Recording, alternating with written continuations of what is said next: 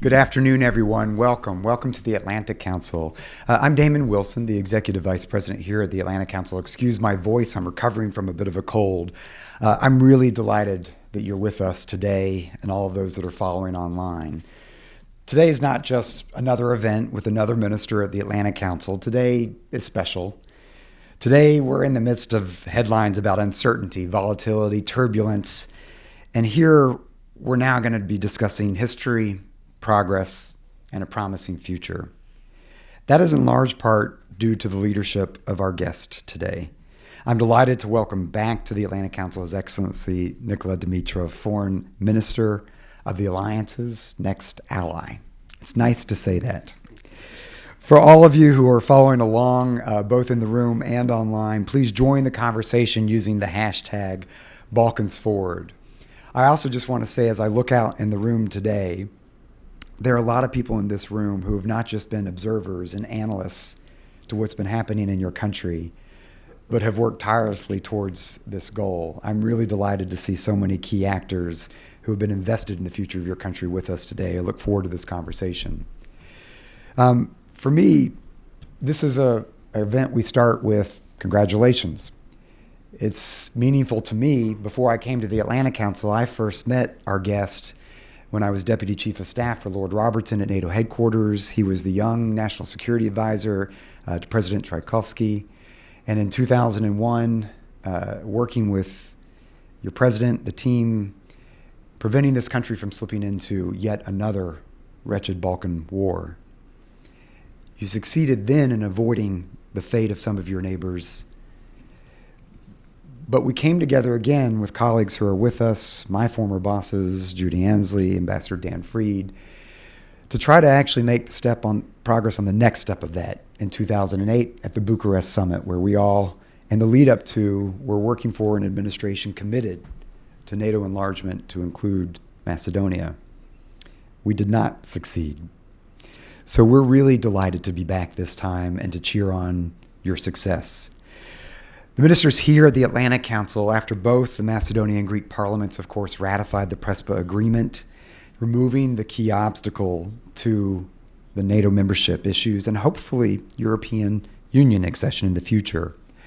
Our program here at the Atlantic Council, the Balkans Forward Initiative, has been aiming to play a constructive role across the region to promote peace, reforms, and a path towards Euro-Atlantic integration. We have members of our task force and our trip who are with us today who've been traveling to the region as part of that effort.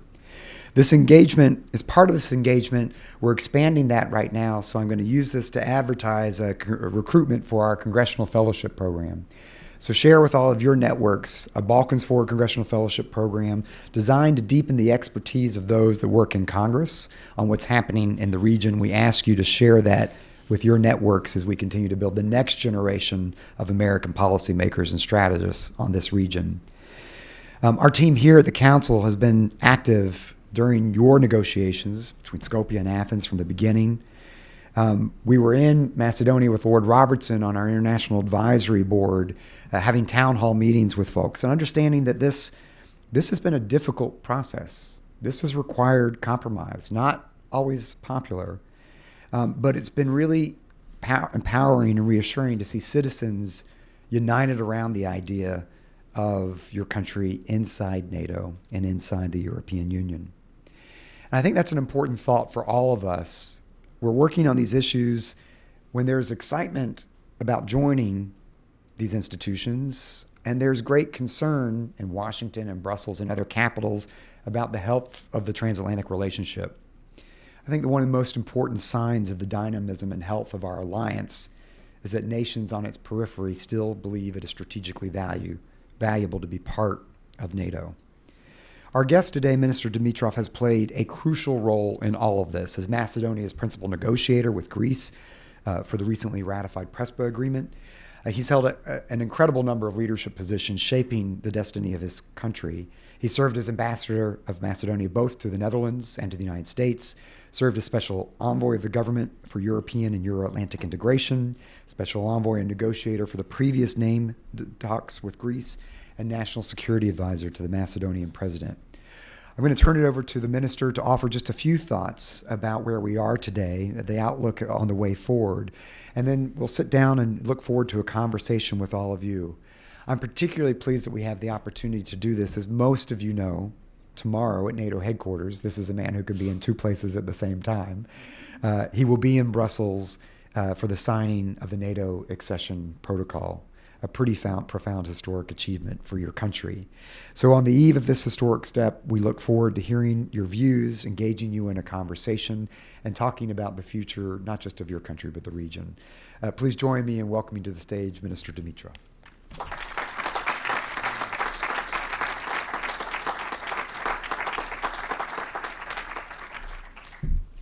Thank you so much, dear Damon. I'm slightly overwhelmed, so bear with me. I'm jet-lagged and overwhelmed. I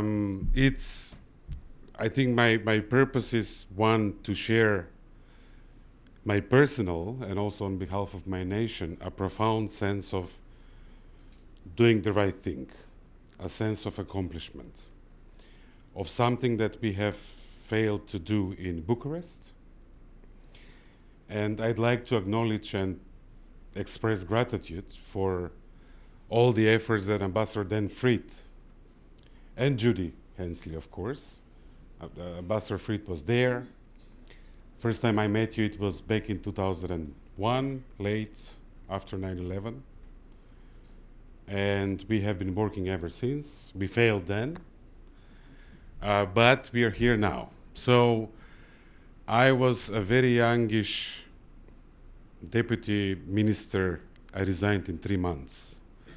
Before coming to DC, I signed the Vilnius Declaration, where 9 nations from Europe said Europe will not be whole and free until we all join the North Atlantic community of individual liberties, of democracy, and the rule of law. And my country, I'm going to use Macedonia and the Republic of Macedonia in a few days. We will be officially, our constitutional name will be North Macedonia, or full name, Republic of North Macedonia, is the only country from the Vilnius 9, then Croatia joined, it became Vilnius 10, who is still not in. Then we started with Deputy State Secretary Armitage, and then with Secretary Powell, the US Adriatic Charter. It was Macedonia, Albania, and Croatia. And then Albania and Croatia joined, and we were still out.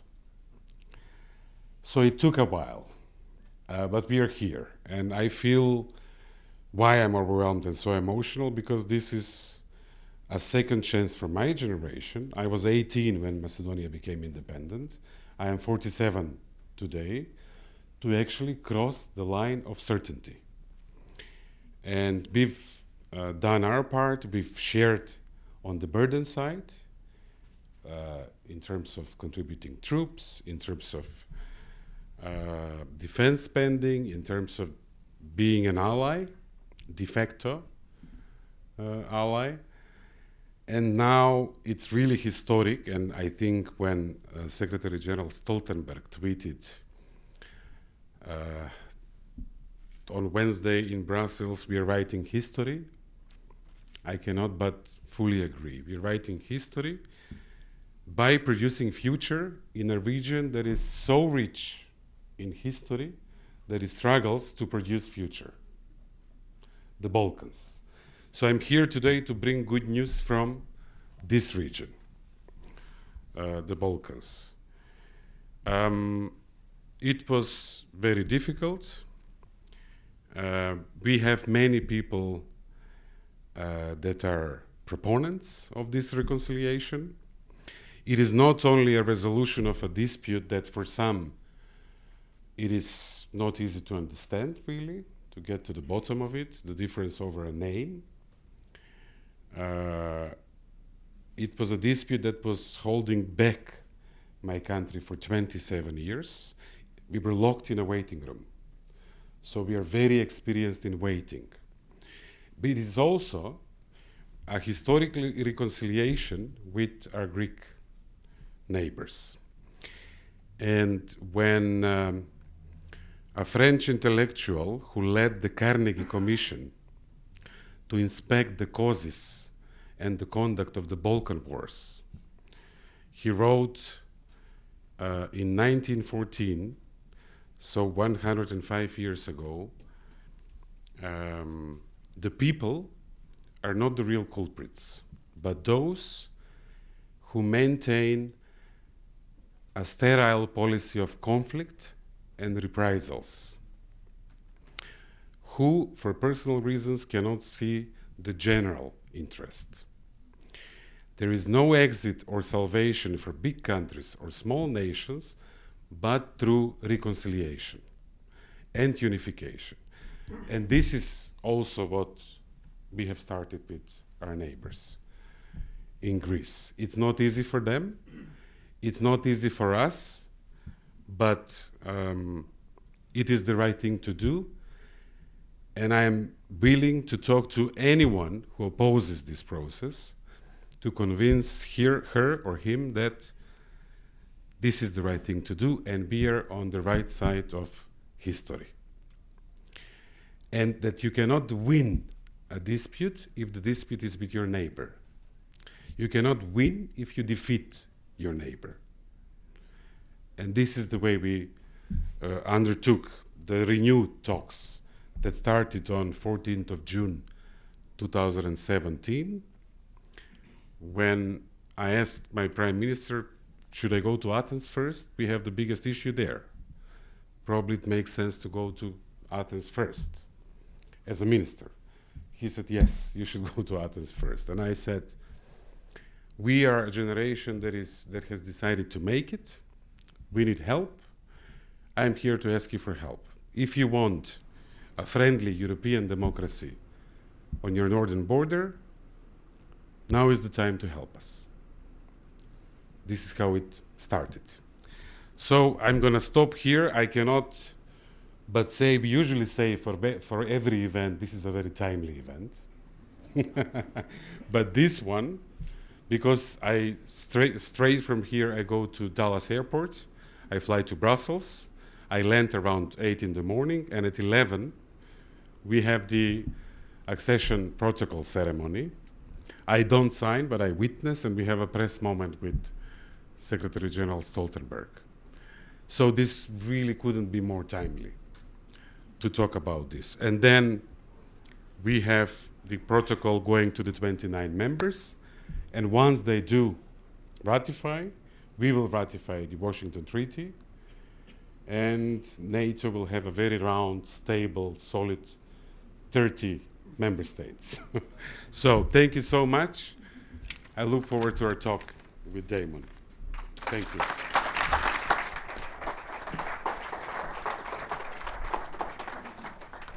30 is a nice number indeed. That sounds good. That sounds good. Yes. I want to take the opportunity, Mr. Minister, to ask a couple of questions, and I'll bring in, there's a vast wealth of experience in this audience I'll bring into our conversation. And thank you for squeezing this in before you're off to Dulles. But can you take a moment, look, we followed you closely in the news and these negotiations. This has been it's pretty remarkable watching. Each time you felt like this is on a razor's edge, and yet each time you kept moving the ball forward. How did you get here? How did you navigate the needle both in the negotiations with Athens and domestically in what was really a contentious issue and vote? Give us a little flavor for what drove this to success. I'll do that. Since we all failed before. We are all part of this success. So I think there is credit, and we need to claim it now and share. I think we focused on interests rather than red lines or positions. I think this was obvious. It took us a while to get to trust each other. Mm-hmm. With my friend who used to be the minister, Minister Kocias. He is no longer, but he is still very active and part of the process. And we joked once, because he's Nikos, I'm Nikola. but we did not have a name issue on our first names. So we joked about it once in Brussels. So first it was building trust. And I cannot say that on both sides this was not easy. There were times where I questioned whether we are going through the motions of a process and then everything will fall apart. Mm-hmm. And we're going to start the usual blame game. Who is to blame? Or it's genuine. Then I think there was a moment where it became obvious to both of us that actually the two governments are genuinely interested in resolving this. Then, because usually people often fall victims to positions. Oh, but this was our position back in '95. You gave up on our position. And this happened in both countries. But we focused on it. So what is the core interest in our case? It is the fear that someone wants to change who we are. And who we are in 21st century between two European countries and neighbors should be brought in the theater of common values, where one of those is the right of self-identification. The other theater, where our predecessors tried, was the theater on who has bigger claims on ancient history. And this is not a theater that is useful in this century. So we brought it back to today. Values and human rights, and then we discovered that what does Macedonian mean in our Macedonia is different to what Macedonian means in Greek Macedonia. And that those two identities are not necessarily contradicting or conflicting each other, but they can coexist. So by discovering, I'm giving a few examples, but essentially we followed the core interests and what made it possible for us to actually add north, because in the historic region of Macedonia, our part, the country, is in the north part. It was important to make sure that this doesn't change who we are. And this is not subject to other countries, this is our thing, right? Then for them, it was important that we stop the continuous fights in international fora, bilaterally, that they claimed would continue had we had one name for international use and one name for domestic use. So this was very important. So in a way, by careful examination of all the elements of the dispute, we managed to find a combination that we believe covers the fundamental interest on both sides.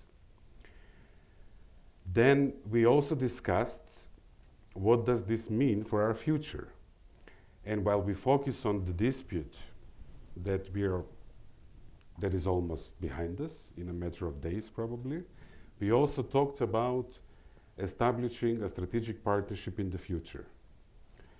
And more than half of the Prespa Agreement talks about close cooperation in security issues, cross-border, economy, energy, environment, education, health, you name it. And once you dare to exit the trenches that are comfortable but bring no progress, you sort of change the way you see the problem, the neighbor. And I think we realize that we're going to be natural allies as neighbors and that we share many common interests. So I am more than certain that depending on how efficient we are and wise we are as a matter of policy, in 3, 5, or 10 years from now, people won't be able to understand why there was a dispute in the first place. And they will ask, how come this was not resolved in the 90s? Let So me this just is, let me ask I'm giving a bit of yes. flavor to try to explain how and what happened, and we had moments where we couldn't talk to each other. Hmm. We were very angry. So I proposed, and I'll stop here because I think it's interesting. When we met in Sunio, which is an outpost near Athens, used in the ancient times for as a warning spot for enemy ships. And the mythology goes that the king Aegeus, I'm not sure what's the proper English translation of the name, Aegean Sea, named after that king. Right. He was watching for the return of his son after he went to fight the Minotaur. And in the excitement, they forgot to change the sails from black to white. This was a signal whether the fight was successful. So the king jumped off the cliff in the sea, hence the Aegean Sea. So I said, look, if we fail here in Sunio, we should jump off the cliff. And he said, I have to warn you, I'm a very good swimmer. That's terrific. Yeah. Well, have we walked away now from the cliff? As you think about operationally what's coming next, the political heavy lifting has been done. Is it clear sailing forward? What comes next? Obviously, there's another vote in the Greek parliament as early as, I think, the end of this week. Mm-hmm. Do you see anything on the next steps, the way forward, that are important markers to be concerned about? Both governments have spent political capital on this. And I think, although, in parliamentary democracies, making predictions is never wise. Right. But we recently had a big debate in the Greek parliament on the Prespa Agreement. So probably we will see in one way or the other some kind of a repetition. I hope there will be a positive outcome, and then formally we can say, okay, we have resolved the issue. I still see people who, on a dispute like such as this, you can make a political capital, you can make a career by fearing others, by hating others, by spreading those emotions, or you can create hope and spread hope, but you have to spend political capital. And both leaders, Zaev and Tsipras, have actually spent political capital. They will gain at some point, depending on how successful are with the implementation. Mm-hmm. But at the moment, and this is why I personally, not only because I'm talking about one of them is my boss, I really respect what they have done. We do more, but we also gain more. The Greeks do less, but they also gain less. And they have shown great leadership in a region that really desperately needed leadership. I think there's no doubt whether you agree or disagree with what's happening, we've seen leadership on this. It's also clear that it has been tough. It hasn't been an easy debate domestically in either country. Both countries have elections looming of different kinds. European parliamentary elections, when do the Greek parliament elections take place, your own presidential elections. Is everything unfolding right now durable, irreversible? Well, we're going to have a treaty that is ratified and into force. We have a witness, a special envoy, our friend Matthew Nimitz, who is the longest serving special envoy on a dispute. A shout out to someone with extraordinary of any tenacity nature and determination. So this will be, UN will be notified that we have resolved the issue that we committed to do back in '93 when we joined the world family, 25, 26 years ago. It will be very costly. Essentially, the more we show to the people on both sides that there are benefits and that they should be proud of this, and to fight stereotypes in all of these areas, perhaps even establish some kind of a German-French, what they have in terms of youth exchanges. People need to get to know each other. The more difficult it's going to become to score political points by attacking the reconciliation. And the stakes and the international praise that this has cost makes it very difficult for a political force to go against it.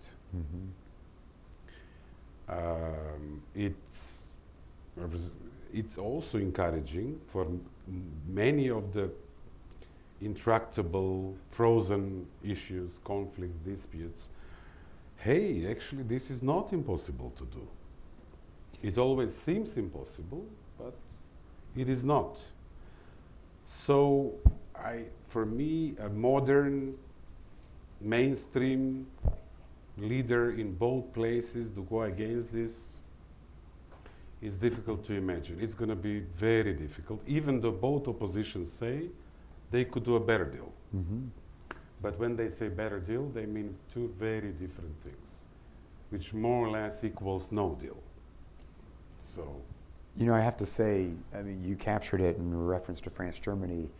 This isn't about just your country joining NATO. It's the historic process that was meant to be driven by this of former adversaries becoming allies, France, Germany, with former Warsaw Pact members that are now part of this. And while the conflict was never that adversarial, I think that's what's critical, unlocking the fact that your two countries now are shortly to become allies. But this is almost as if there's a debate in your country about NATO that's a little bit disconnected from the debate in my country about NATO. And so help me understand that. What does this really mean for you, wanting to join an institution when we're having a pretty profound debate here about the value of that alliance, questioning our own role in that alliance, our debate's driven by the sense of burden sharing, and we're all holding our breath to see even what the president may or may not say tonight, for example. So how do you reconcile the fact that you're aiming squarely for two institutions, NATO and the European Union, that are in profound discussions about who they are, what they're doing, and what their relationship is right now? In London, a journalist asked me, why do you want to join the EU when we are leaving? And I said, for us on the outside, no, for you on the inside, it's probably easy to forget how cold this is on the outside. So we have a different perspective because we are not part of these families. Then we believe that we are as strong as, of course, our military is important. We are a small country in the heart of the Balkans. The health of our democratic institutions, there is also how strong we are, very important. And the number and the closeness with our friends. The more friends we are, the stronger we become. So for us, NATO is a family that is about security, stability, predictability, and a better world, a more peaceful world. And I think the paradox of international relations today, I've spent years living in the Netherlands, I have a bit of that perspective. I see the debate that the migration crisis triggered in Europe. I think we live in a world where it's getting smaller or flatter, and to resolve challenges, we need to work more together. Whether it's climate change, migration, aging, terrorism.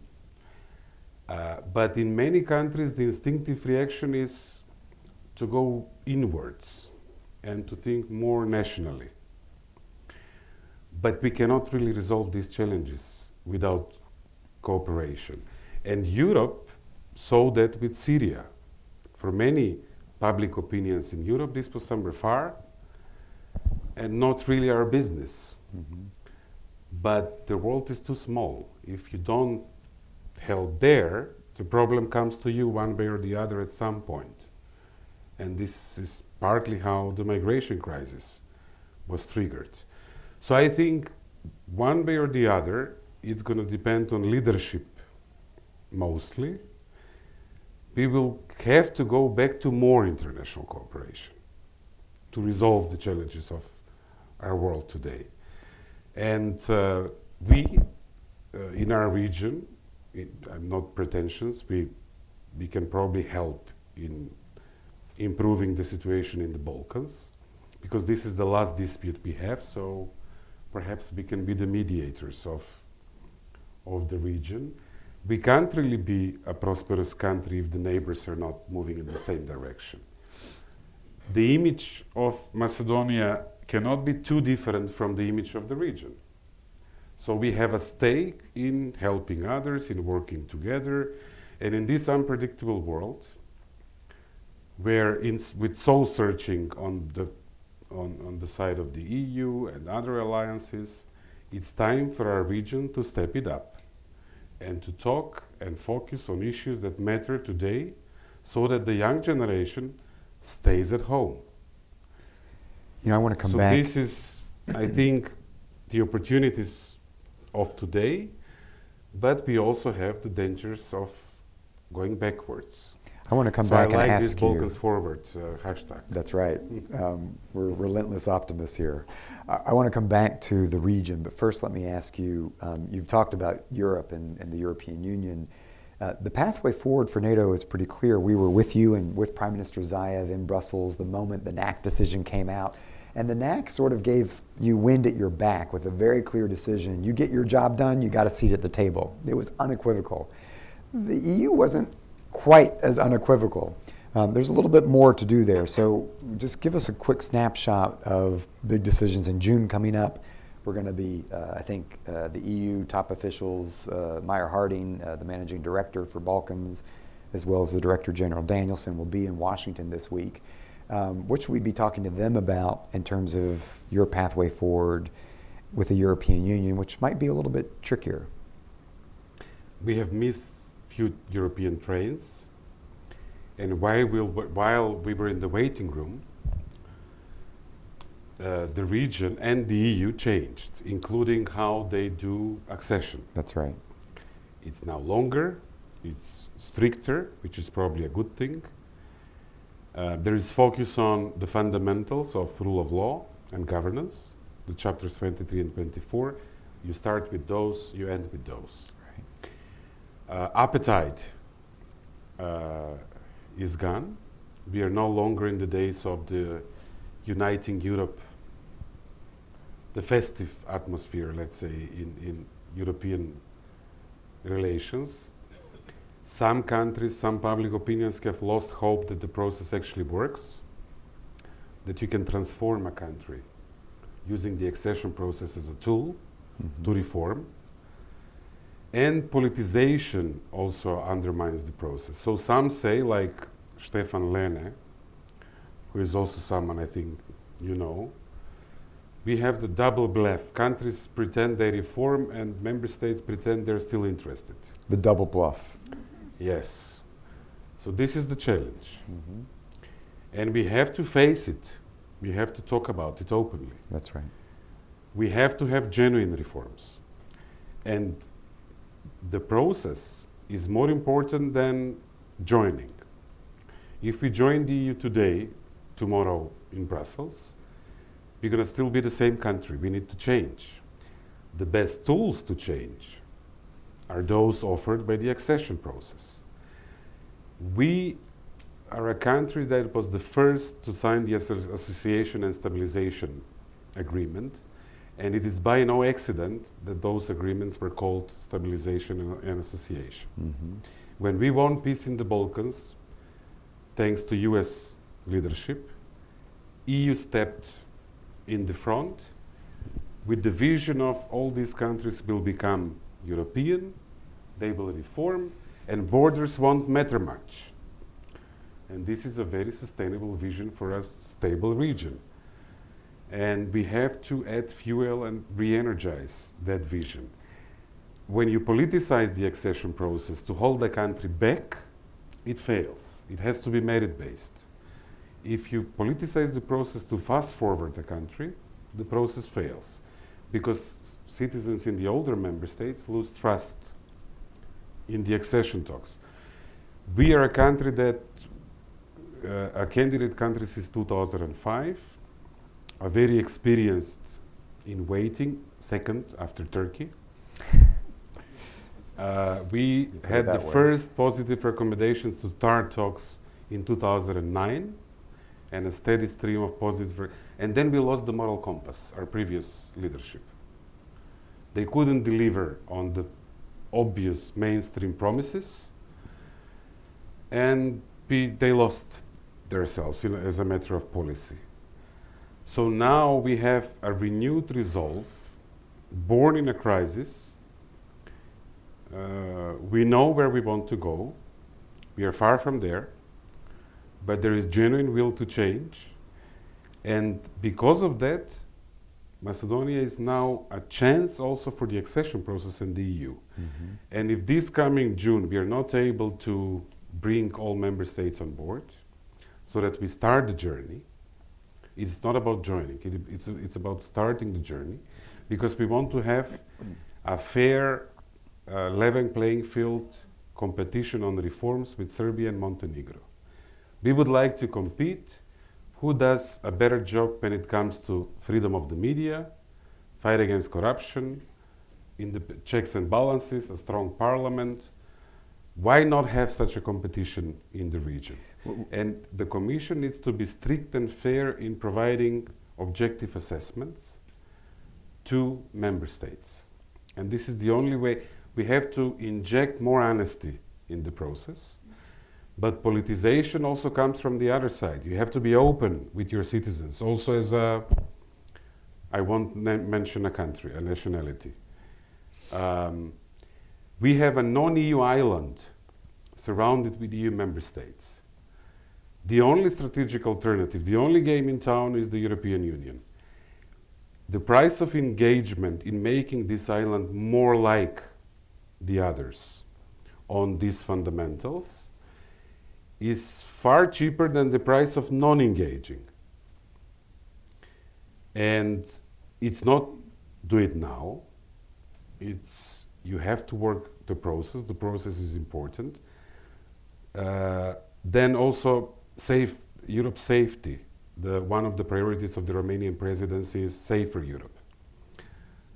The Balkan transit route of the migration crisis in 15 and 16 showed how integral this region is to Europe's own security. You cannot really efficiently fight terrorism and deal with migration if these countries are not partners. Mm-hmm. And that goes for governance. So we need to trade goods, we need to export goods and services, not talent. And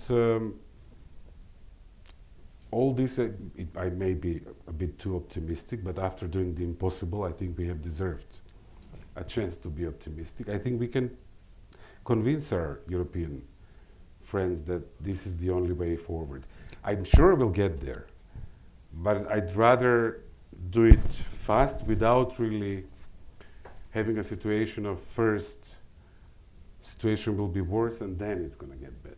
Let me pick up. And it's up to us. Let me ask one more question and turn it to the audience. You made a reference to Russia's role in the region.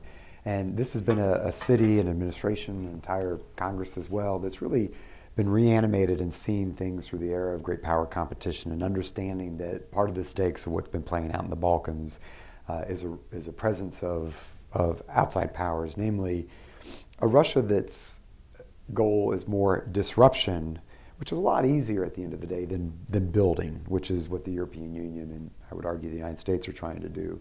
We've seen President Putin just in Belgrade and another one of these dramatic tours, charm offenses, if you will, in Serbia. We've also seen a really stepped up role of Beijing in all of Europe, but particularly the Western Balkans. Just how do you see this dynamic factoring in? Despite that concern, we've seen strategic step forwards with Montenegro's accession, with this agreement with your country and the way forward. We keep seen victories, if you will, and yet there's no doubt that there's been, in different ways, a real presence, sometimes disruptive, perhaps sometimes not, of Russia, China. How do you see their role in the region and how that relates to your nation's goals of anchoring itself in NATO and the EU? I think we've discussed this already. We have plenty of our own issues and problems in the region. So I think we can do without adding problems. And when we were in Bucharest together in 2008, our integration was not really an issue for Moscow. These days it is. They explicitly say that this will undermine regional stability, they will question our bilateral relations, and etc. They're saying worse things than that, but as a foreign minister, I have a line I have to follow. So we are very open. I'm actually offended with this line that somehow this was someone else's work. With 84% support of the citizens in supporting our NATO membership, with all the parties together, our first declaration of the Parliament of Independent Macedonia in '93 was about NATO. Mm-hmm. This is a quarter of a century ago. And of course, we do this for ourselves, because we believe that our country will be more stable with a strong ties of allies that NATO brings on the table, that our region will be stable, more stable. And we are not doing this for anyone else. And we welcome support and friendship and encouragement in this regard, but we are selfish in our efforts, right? So I'm offended when they say this is someone else's work, It's not, this is for us. And it is our decision. And sovereign nations should be able to decide in which direction they will move. This should not necessarily mean that immediately there must be a very negative relationship with Moscow. And I'm sure with leadership and time, we will have to sit around the table and figure out this renewed tension on the basis of some important principles, of course, like non-use of force. Territorial integrity of countries is important. But at some point, two leaders will sit and they will try to figure out a way out of this tension. I don't know whether we're going to be part of that, probably not, maybe behind the scenes. But this is about us, and we have to do what's right for our people. We've had challenges, we will continue to have challenges. I think we live in a world where things are complex, especially in terms of social media and fake news. I find this really challenging. All kinds of fake news, a steady stream, and usually what they spread is fear and prejudice. So it's more difficult to do the right thing, to lead, to govern. I'll stop here. All right, terrific. Let me open it up, and got a lot of hands. Wow. I'll say he just made a plug on the disinformation. It's one of the roles the Council's been trying to play to identify, analyze, and expose this disinformation. We've had a targeted effort on the Balkans, thanks to Graham Brookie, who's in the back. Let me start with Mike Hultzel. I'm going to ask folks to introduce yourselves for our online audience as well, and I'll try to pick up a few more questions. Just continue to catch my eye. Let me take a couple of questions at a time, given our clock. Thank you, Damon. I'm Mike Hultzel from Johns Hopkins SAIS. Welcome, Nikola. This is just fantastic. And I know Damon will remember just a few short years ago, your previous government invited Damon, Kurt Volker, and me to go over to Macedonia to give some tough love. I think all three of us came back pretty depressed at the lack of vision, the lack of leadership. I think what you've done is absolutely fantastic. Let me bring up one possible challenge on the horizon for your country, and that is namely if, and it's a big if, There is a territorial swap between Serbia and Kosovo. Prespa Agreement for the area of northern Kosovo. Will that have destabilizing effects on your country? It certainly will on Bosnia, we know that. And are you thinking about this? Are you tentatively preparing behind the scenes? Let me capture just a couple of questions. Let me come forward to the ambassador, and then I'll take this woman here. Ambassador of Bulgaria, Mr. Dimitrov, nice to see you. Welcome to Washington, D.C. Let me just congratulate you and your government on what you've achieved for the last 2 years or so. It is really impressive, and you deserve a great deal of credit. It was such a changeover in your internal and external politics. We cannot change history. History is as it is, but history doesn't have to divide us. History could just make us stronger if we applied an objective criteria and look ahead. We don't have a problem with the current name of the Republic of Macedonia. And congratulations on your NATO accession. Good luck tomorrow. You know that Bulgaria is with you on your path towards the European integration. Now we'll have much more opportunities to increase regional connectivity, which is major problem in the whole region. We want to have a stable, reliable, sovereign, independent neighbor and ally and a partner, and I wish you every success. Important statement coming from a neighbor, Bulgaria. Let me turn to this woman, and then we'll send the microphone to the back. Right here, please. Yes. Thank you, sir. Sorry, I'm please. that woman. Sorry, My name is apologize. Maria Skorahelo, and I'm a visiting fellow at GMF, but on an everyday basis, I work in a think tank in Berlin. And first of all, congratulations to Macedonia. I used to work also in Greece, in Thessaloniki, so I remember how the issue was important for the community there.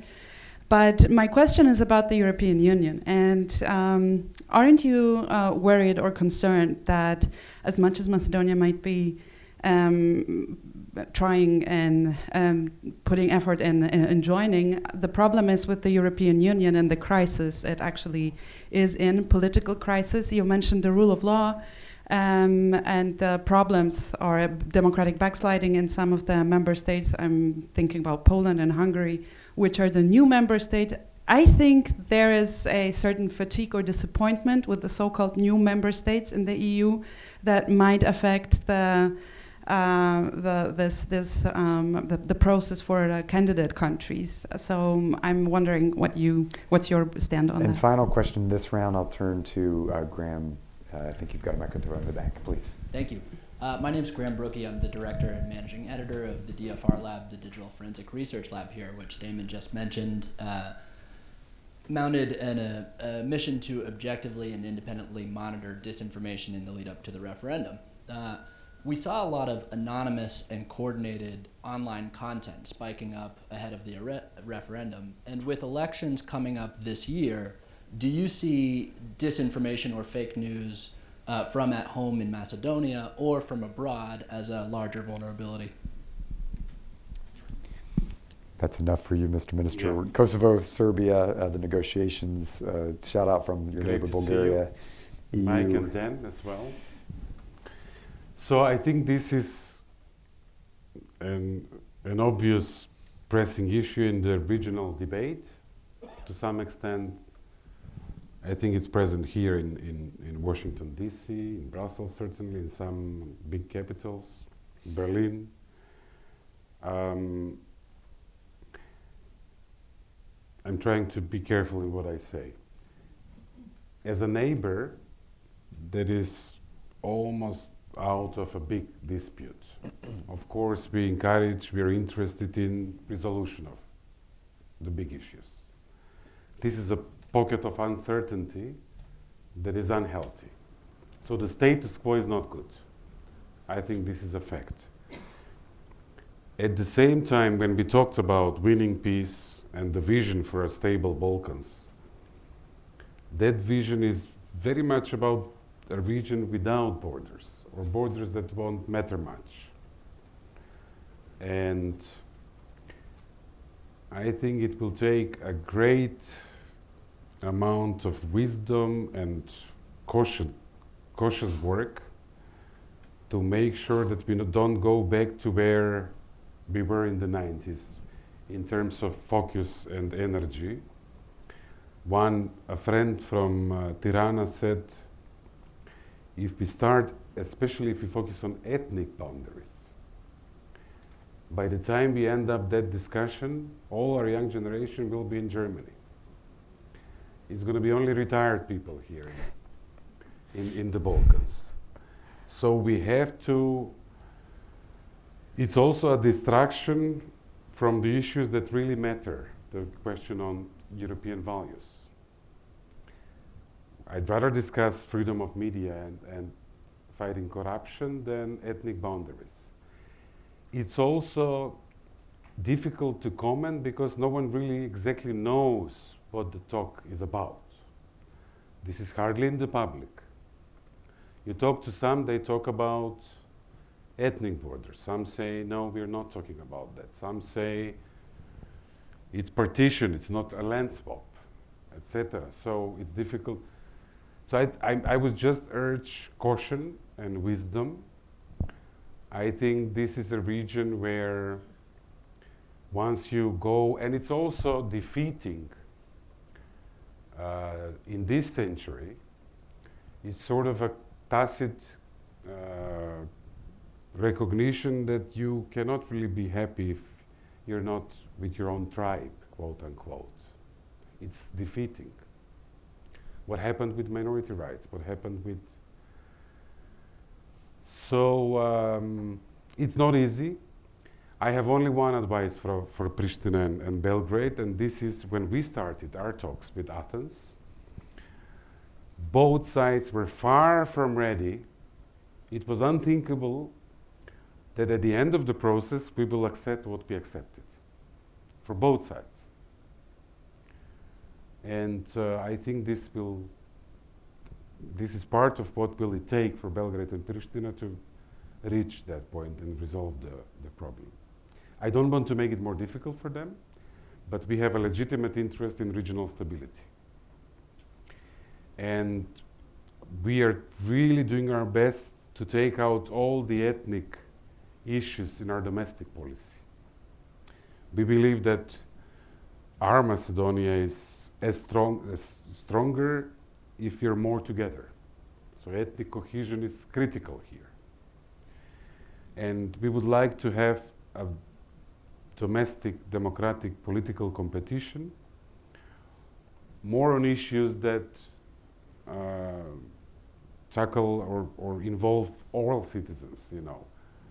And I think we're getting there. The crisis created a sense of togetherness that we're all in the same boat.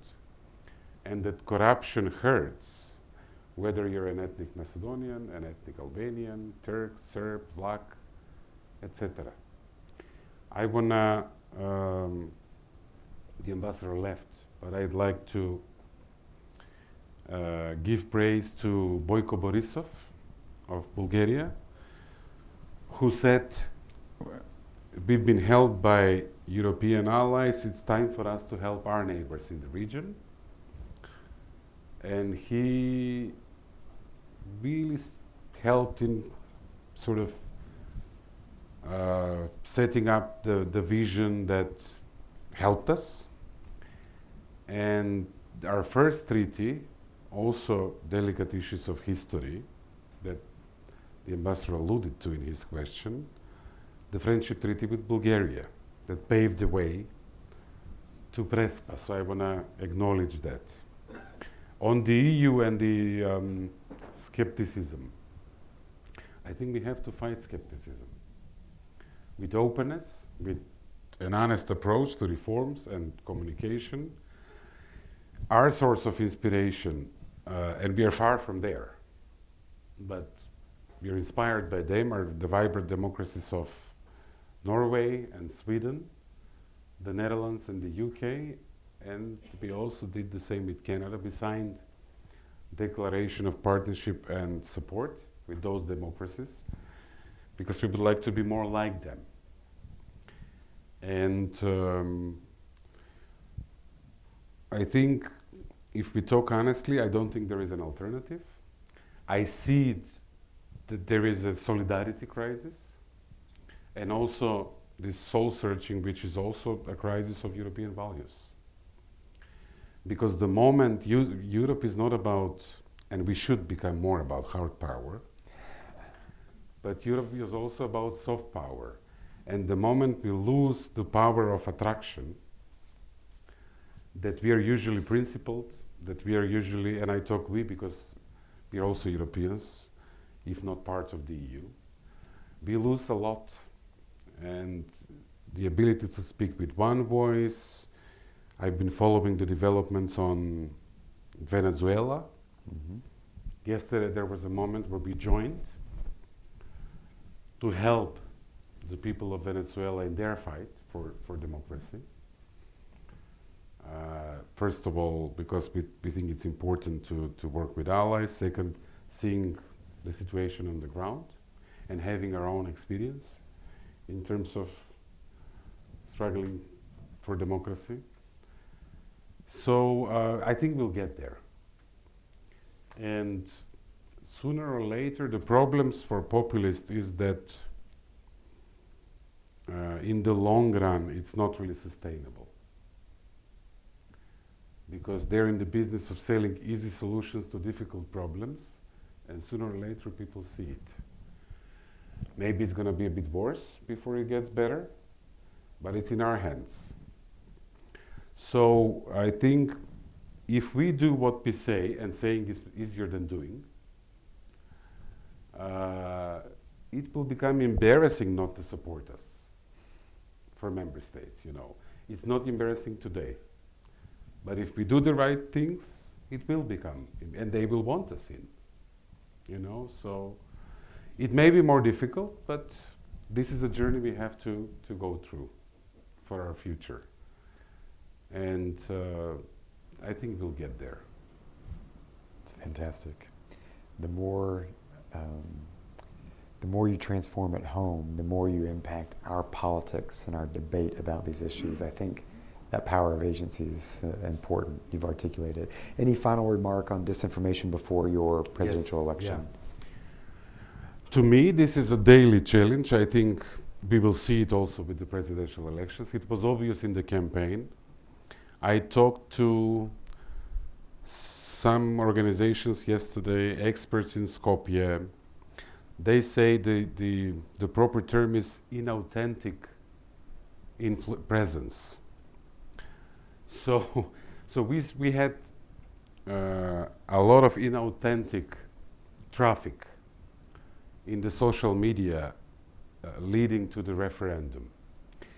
And I told them yesterday, if I stay at home or in the office only on Facebook and Twitter and whatnot, without going on the streets, the impression was that this country will explode.